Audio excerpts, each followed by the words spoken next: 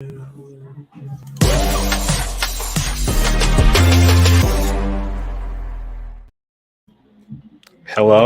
hello, hello. I didn't know folks Hello? were here with us. Can y'all Yep. hear me?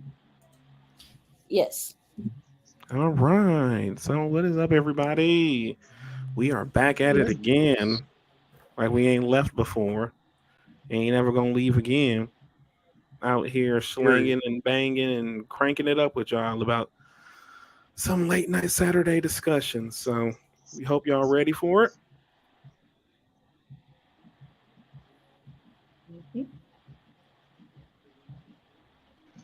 Let's get into it. It's very serious Yeah. business, you know. Oh yeah, for sure. So I think it's time to address, the opening of it and hash it out. For Yep. sure. That's just my who got a good intro? I definitely was anticipating one of y'all had been a better intro right now. Hey, that's a Um, good intro. You did good, Here, well, I'll, we're, Yeah, okay, go on, well, okay, Kavia. I'll explain what's going on. So, on May the 1st at 12:01, well, May the 2nd at 12:01, the Writers Guild West and East went on strike. And the main reason why they went on strike was because writers are not being paid what they're worth. Like, there's a whole bunch of reasons why they're striking right now, but the main one is they're not getting paid, especially streaming as it's developing. Writers aren't getting the residuals of the shows and movies they create, which they definitely should. And they're getting like pennies on a dollar. Like, they're not getting the amount of residual. If they are getting residuals, they're not getting paid the amount that they're deserved.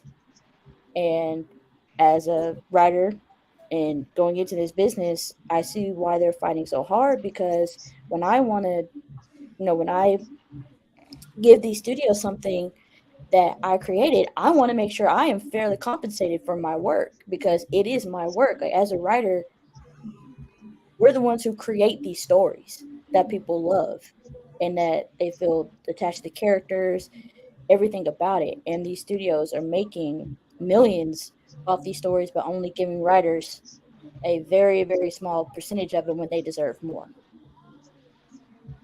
And yeah, they're out there on the front lines fighting. They're going through. They're being intimidated, but they're still out there making sure that they are getting everything that they are fighting for and everything that they deserve. 100%, 100%. Just just knowing you two, Aaron and Avia, screenwriting supremes, and even though that y'all aren't, well, I don't know, I haven't asked y'all if y'all WGA or not, but the just my larger point is just seeing y'all conceptualize and work just from my casual standpoint. I know that this is not some laissez-faire job where anybody can just do it and just, this is the stuff that takes passion and effort. And because of that passion and effort, you guys should be compensated fairly. And when I say you guys, I mean obviously the WGA in general. And especially as we are in this era of consistent shows and content and movies that require a lot of writers rewriting stuff on the fly. I just don't understand how these corporations can nickel and dime them like this to the point where they can do that. But we're gonna, like we said, this is a big topic. This is for as long as this strike goes on every Saturday, we'll be coming to y'all right here on the YouTube channels talking about it. And we're going to be starting off tonight, basically a recap overview of just the general gist of it, as well as touching on what the previous major writing strike back in 2007, what that entailed. Feel free to engage with us in the chat. Throw us out your questions, that you want us that you would want to start a conversation. If you have it, any statements that you want us to react to, we got that, well in advance to, give our 2 cents to, and just engage, because this is something that is very near and dear to us. So we want to definitely talk about it in total, in grandiose things, right, Aaron?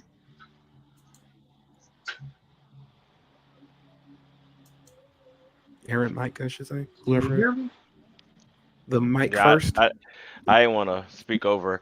But yeah, I just really think it's a disappointment to know that these people who are using their creativity, their time, their own investments to their careers, and they're not getting paid for it, or I feel like these people need to get paid more.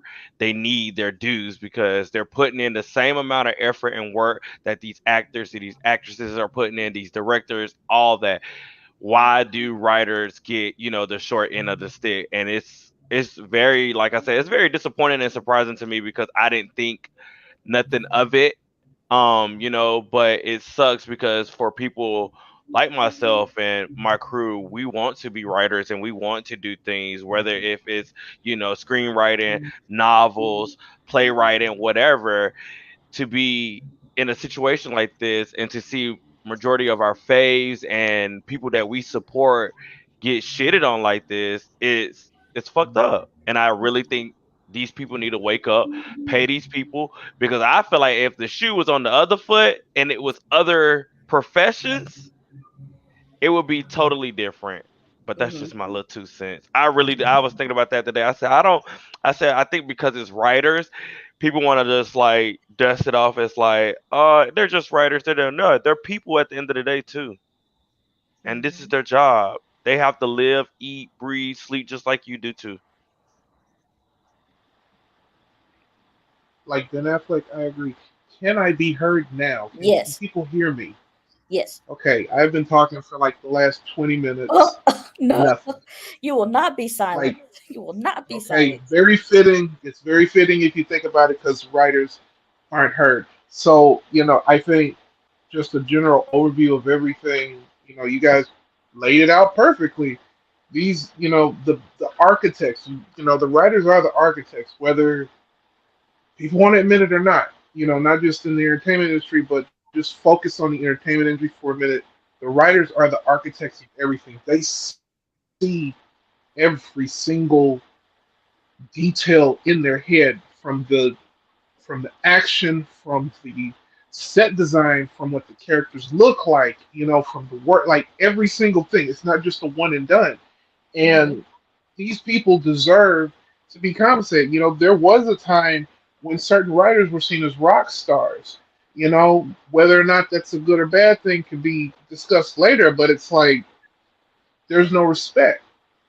And that comes down to, a whole lot of things we'll get into, different episodes and whatnot, but there's just no respect. There's absolutely no respect for the people that build this empire, and basically have these executives and you have the top 1% picking off the carcasses of these artists, and that's a problem. That's a whole problem. Mm-hmm. So yeah, that's Yep. my nice way of touching on things. Yep, I couldn't agree more. Um, so let's go into it. Let's hop right into it. God, why did I just close out my notes? Um, 1 second. So basically, how this all began. I don't know how many people watching were like paying attention to it, but this the potential for this to happen were like on people's breath about for 3 to 4 months now. Mm-hmm. Um, then there was a lot of and like a dark cloud hanging over Hollywood that another writer strike was inevitable because you had so many of these big conglomerates, Amazon, Disney, WBD, who were starting to implement these crude, dare I say, tactics for their shows and movies, and you had a lot of people speculating how AI was going to start playing a factor into things with the AI writers and things of that nature. And of course, the pay was consistently being brought up, but it was just, whispered. It was like basically the worst kept secret in Hollywood was that a strike was imminent and that it was going to greatly affect, uh, greatly affect Hollywood sooner than later. And as Avia said at the top, May 1st, 2024, 2023, I'm sorry. I don't know why I said four. They officially announced that they were going on strike, Penny Proud style. And yeah, this is the we are once again in a situation where numerous high profile projects are going to be or have been placed on hiatus because there are no writers. And what makes this situation unique is because this is a situation where now we're not just talking about linear television. And for those who don't know what I mean when I say linear television, I mean your traditional television shows that air on your ABCs, your NBCs, CBS, et cetera, et cetera. We're now dealing with streaming shows, which, every time you turn your head, there's another streaming service popping up. And those are designed to be done to be created like that, even though that's very impractical. That's the expectation. We also got to take to account that a lot of projects nowadays go through rewrites on the fly. So you constantly have to have a writer in some capacity associated with your project. So if something happens and there needs to be dialogue change, et cetera, there needs to be somebody on set. Now that won't be happening anytime soon for the production that foolishly still stay afloat. So that is just the tip of the iceberg, guys. Well, I'll tell you what kind of made me think a few months ago. I was like, oh, they're doing that. It was when HBO Max decided to take certain shows off their streaming platform. Like, this makes no sense because this is an HBO product. Why are you an HBO Max? Like, this is HBO Max like original. So why are you taking that off? Because even with Netflix, if Netflix cancels a show, it's still on there to where you could watch it. It's Mm-hmm. like, and it's never to be seen. If you take it off the streaming service, you're going to have to, especially if it's a streaming show made specifically for streaming with no kind of physical media whatsoever, you're going to have to find another way to watch that. And the writers, going to those certain websites that we watch stuff on, y'all know what I'm talking about. Y'all know what I'm talking about. Mm-hmm. And we won't be able, and the writers who write that or anyone else getting residuals from that won't be able to receive those residuals from the shows that they're taking off that platform. Yep. I also want to add, you know, to Avia's point about HBO Max and HBO in general taking off the shows off of their streaming service, and making them tax write-offs. That basically makes them lost to the ether Mm-hmm. because they can't return in some capacity. Now, some of the things they pulled off of their services they sent to Tubi and all these other lesser streaming services that people are not going to really watch like they are. Like I know, Raising Wolves, that's now on Tubi. So that series, which was an HBO original, is now on Tubi. What's the other? Oh, Lovecraft Country, that's on Tubi as well, as well as Sling, both HBO originals, not for no for tax purposes, not there. With them not being associated with HBO, like Avia said, that's residuals that don't have to be paid.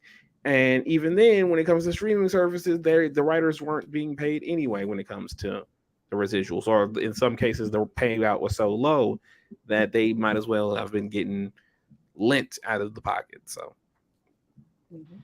Exactly. That is like, this was literally a powder keg getting ready to go off. And nobody at the top obviously realized it was going to get this bad. You know, I'm gonna do another episode about this later, but I just want to, kind of sow this seed right now. This is the result of trickle down economics. This is the result of trickle down economics within Hollywood.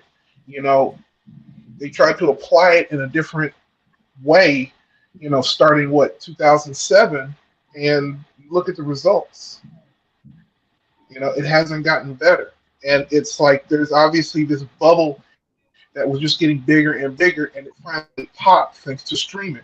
And so, you know, something has to be done, but unfortunately, it can't. There is no solution at the moment. There is a solution, but nobody really wants to.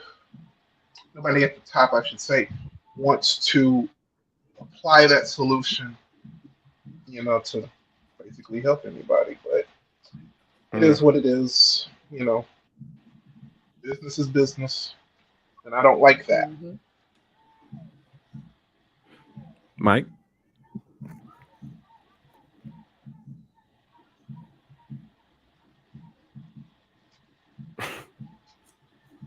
Well, while we wait on Mike, let's go on to our sauce. The thing people don't remember about the 2007 is the boom of unscripted reality TV shows was because of Mm-hmm. the writer strike back then. So that is something to think about heading into the strike. Yeah, I mean, yes, that is well, we'll while we wait on Mike, we can touch on this the aspect of the 2007 John. So for the viewers who are a little bit younger on the young side and don't remember, it, back in 2007 there was a writer strike similar to this one. Um, at the time, this was just to paint a picture. This was Heroes. This was The Office at its peak. We're talking 30 Rock. This is when they had the big four late night shows: Jimmy Kimmel, Jimmy Fallon, Conan, and Jay Leno. All of those things were affected by the writer strike. Even shows that were on the horizon, things like Breaking Bad, which it didn't air until about a couple of years later. Um, Other projects as well, Transformers: Revenge of the Fallen. Um, these movies suffered. X-Men Origins Wolverine. These movies suffered because of the writer strike back in 2007 for similar reasons. Just to give some examples. Um, the number one off the top of my head is X-Men Origins Wolverine.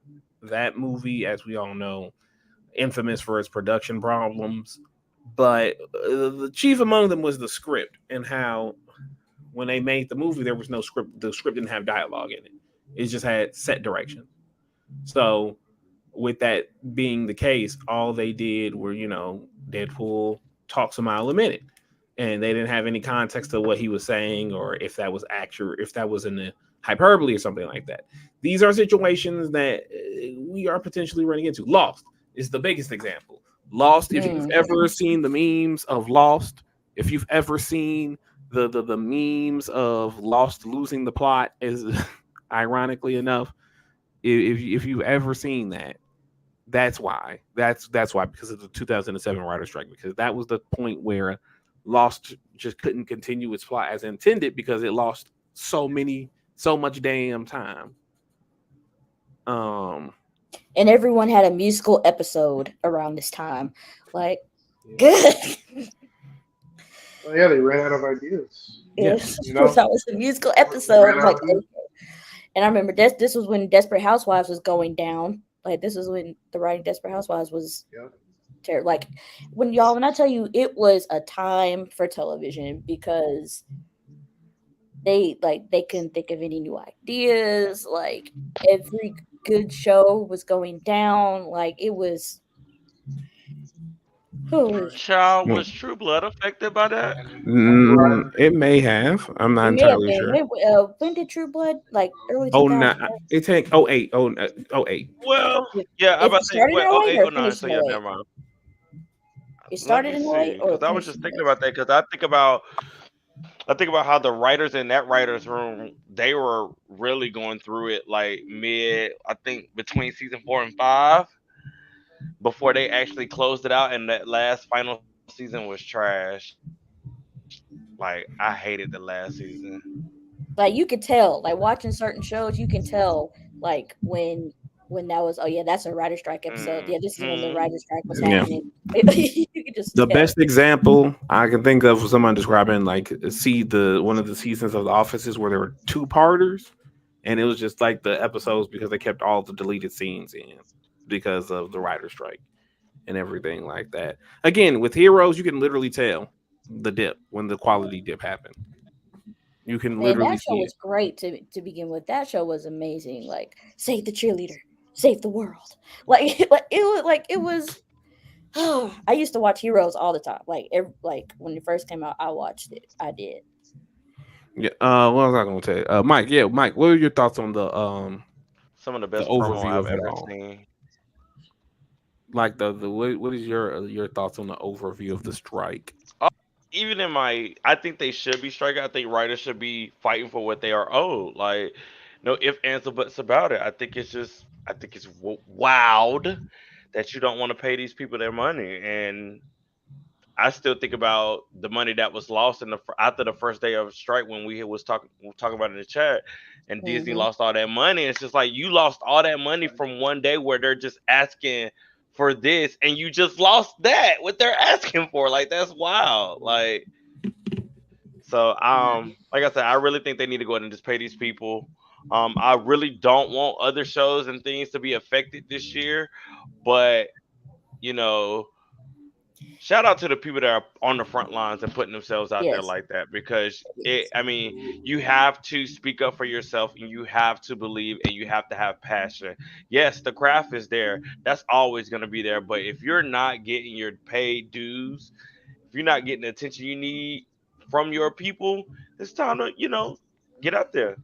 Yep. And what's crazy is writers who weren't just writers, like showrunners, producers, like writers with other jobs, they were given, it said that they were contractually obligated to return to work. Like And some evil corporations. that's like no, we're staying That is here. greed is good. Like yes, I'm all these different things, but when push comes to shove, the writing is first. Like that's the and without writing, your project is nothing. Mm-hmm. The writing comes first. I don't understand. Why don't they understand that? Like the script comes first. That's the script is the most important thing of a film or a TV show. Like a non-reality show, like a narrative format show. Like Well, that's what what are y'all happens when not you doing have about a that? consumer.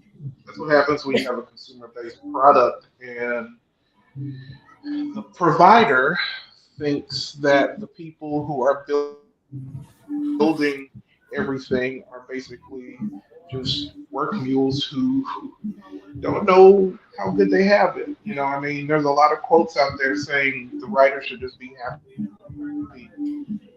And The the base. writers are breaking down their pay. Like, okay, we get paid for only 9 to 10 weeks of work, and then we have to spread that check out that whole year because we still have to find other writers' rooms to join. Like we can't like we have it's on a term to term basis. Like it's not like a steady year round thing. And so if I get paid 45,000 that 9 weeks, I have to make that 45,000 spread out because I got to pay my manager 10%. I got to pay my agent 10%. I got to pay PR, lawyer, whatever. All that goes into it. And then the rest of it, you have to rent, groceries, gas, whatever, the essentials. And it's like, no, they barely make enough to live on. And they're asking that, they be given a way to where they don't have to live paycheck to paycheck like that, especially if y'all are making millions of dollars off of us. Yep. Yep. Couldn't have said it better myself. And like Nightfire said, they do understand. They a lot of these companies stupidly have bought into these big tech Yep. BS. You see that with the goddamn what crypto, Right. with that crypto bullshit, and then you see it now with the AI chat. So And here's my thing about the whole AI thing. Like, first of all, AI can write a scene that'll make people cry or laugh their asses off. AI cannot do that because AI does not have human emotion enough to pull that out. like that. Like it is impossible Impossible.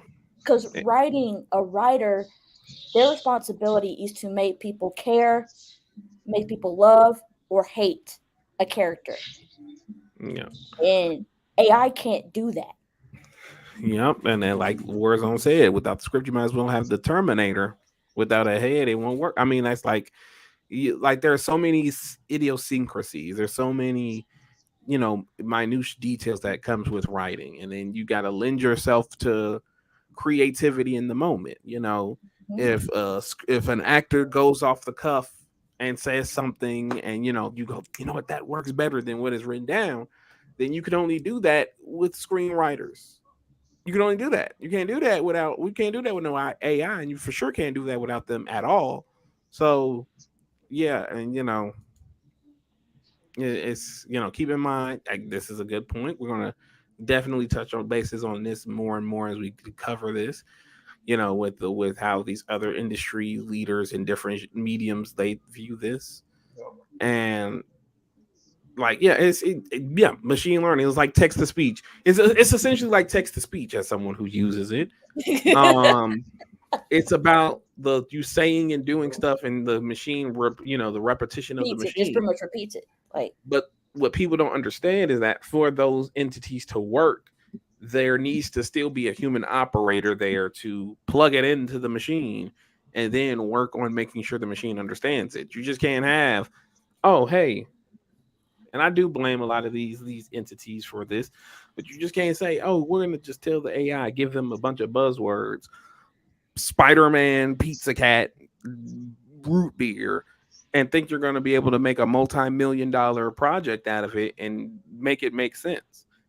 You know, I don't want to go too far into the conversation because, like we said, we're trying to. This is going to be a lot to talk about over however long the strike lands. But between the WGA getting in touch with the other unions in Hollywood, that's something that needs to be looked at in totality. Let me ask y'all this question because I want to go back to this. I want to go back to the subject. What was y'all biggest takeaway from the 2007 strike? What was something that from the 2007 strike, as people, screenwriters, consumers, what was just y'all's biggest takeaway from that just in terms of just watching it? how important the script is. Like, it really showed, oh, without writers, like, y'all really have nothing. Like, that's really what the 2000 writer strike was, and the fact that, because I've never seen a strike before. Like, I've never been part of a union or anything like that. We always learned about them in school when this union striked and this union strike, but seeing it, like, actually happen in front of me, not really knowing that that was the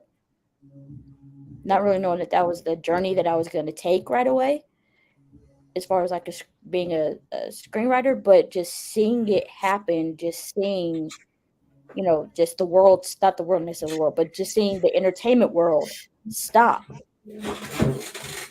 And, for a few months until, the writers were fairly compensated for their work, just seeing that, I was like, oh, wow. They really did like they really did stop the entertainment world for a few months doing this, and TV suffered because of it, and they were proving a point, like, y'all can't do anything without us Right. because this is our work that y'all are trying to make, but yet y'all aren't paying us what we're worth. And I just really took that, and with this writer strike, and it's just it just stuck with me. And that's why I'm, supporting, why I'm here supporting the Writers Guild now and all the writers who are on the picket line striking, because fight for your work. Like, make the world stop. Make the entertainment world stop Right. so people will listen. Exactly.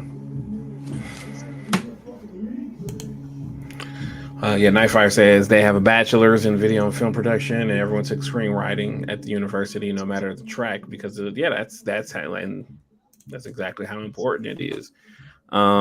Aaron, Mike, y'all's takeaways from the '07 strike. Whoever's available first can answer. No particular order needed. Well,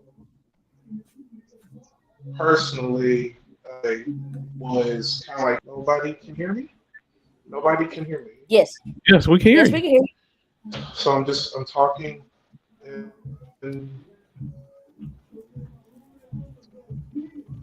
okay, yeah, just making sure because I don't know what's going on with this Wi-Fi. Anyway, oh well. My takeaway had to be kind of like is it showed just how powerful these writers are because 100-day stock of work, $2 billion fallout in the entertainment industry. Reading that and just be like, whoa, how powerful are these guys? And being a budding writer, I already had respect, but it's like it just went through the roof. It was like, no, these guys really are the art.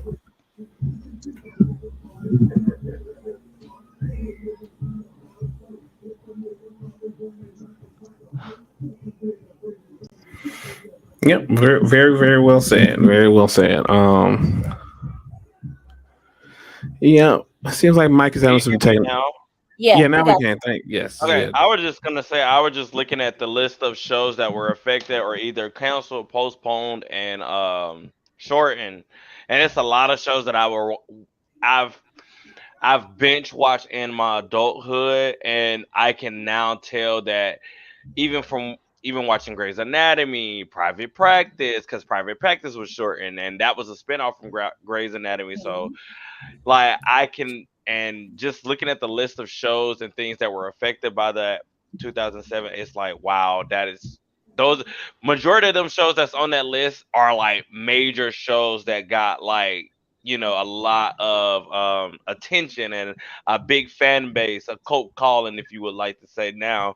Um, so it's just kind of crazy that, and it lasted a year that I see, and I mean, they got what they wanted. So it's like I hope that happens now, especially in the age of binge watching TV, in the age of streaming, and in the age of still cable, still trying to fight for their lives. Like cable is trying its best right now. Because I'll tell you now, only thing that's holding on cable is reality TV shows, but streaming does have a way of giving us what we want. But if those writers are not getting what they need, we're not gonna be getting anything no time soon. We're gonna be watching some reruns and you know YouTube.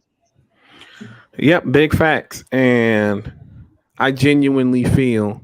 I genuinely feel like we gotta close it out on this one. Um, with these last thoughts because this writing strike ain't gonna get resolved soon.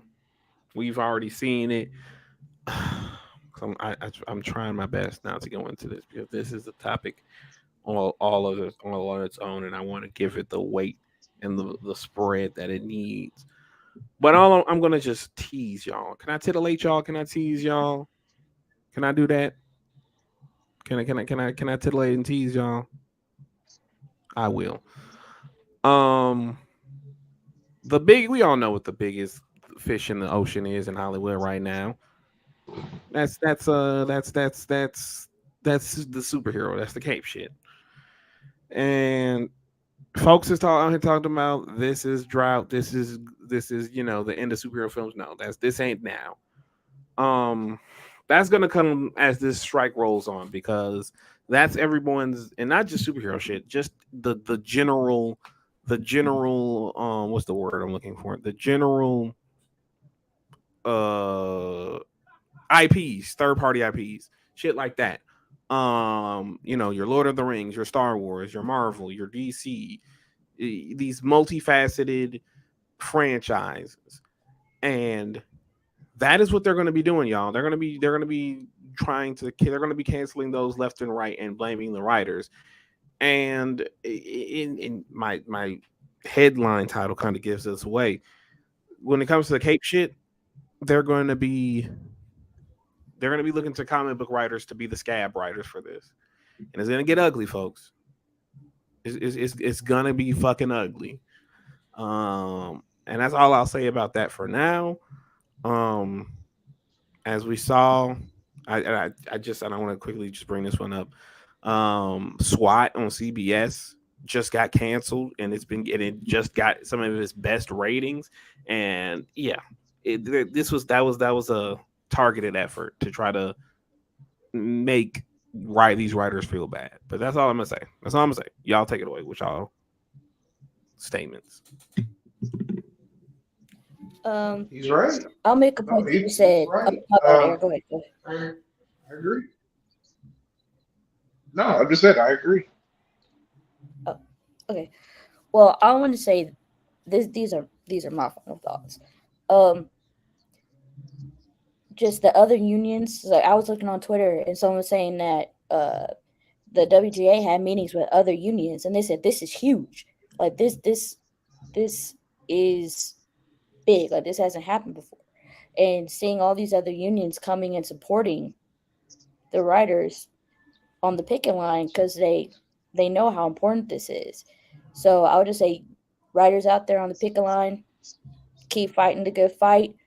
Other people in other unions, if writers have supported y'all, if y'all had a strike and writers supported y'all, support them. Vice versa, show support and show that this industry is nothing without us. Yeah. And actors keep showing up and supporting your writers. There could be more actors out there. I'm not gonna lie to you. There could be more actors out there supporting. I've seen some actors out there supporting, but there could be more. There could be more actors out there supporting the writers on the picket line. But it is what it is. But just when this is all said and done, they're fighting for people like us who are coming in this industry, who are going to have a better way in because they're fighting for it for us. So I just want to say thank y'all. And if I was anywhere near, the East Coast or West Coast, I'd be out there with the sign myself. But Absolutely. well, I'm in Louisiana, so that I wish I could be out there, but I can't. But we're with y'all in spirit, which is why we're talking about this now. Yep. That's the spirit of a union. That is the spirit of a union right there. Strength in numbers. That's what's going to help solve this really big issue because like you guys were getting it. It starts with the writers. It's gonna keep going until it reaches the entire 99% of the industry.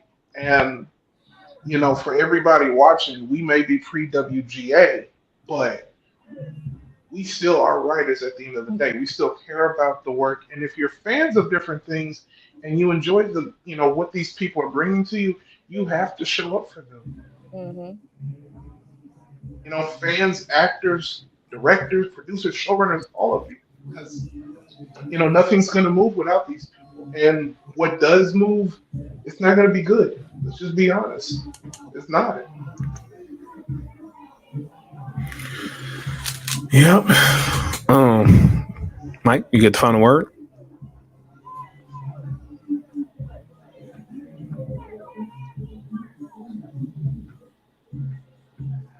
I keep getting stuck on mute for some odd reason, and Yes. I think it's because I'm doing three different things at one time. But like I said at the beginning, I think the people should pay them their money. Um, I have a lot of writers that I follow, that I support, and that I'm like inspired by. So pay the people their money because they owe, they're deserved, and they work just as hard as these actors, these actresses, these directors, these anybody that's in that same thing. Like, just because they're writers doesn't mean anything. Pay them people their money because they put in their hand, they typing, they brain. Pay the writers their money. I ain't gonna say it again. Pay the writers their money. Period. Yeah. Period. And Yeah, with that, I guess we can just wrap it up. This is a nice little chunky episode. Like we said, we'll be here every Saturday moving forward for as long as the strike goes.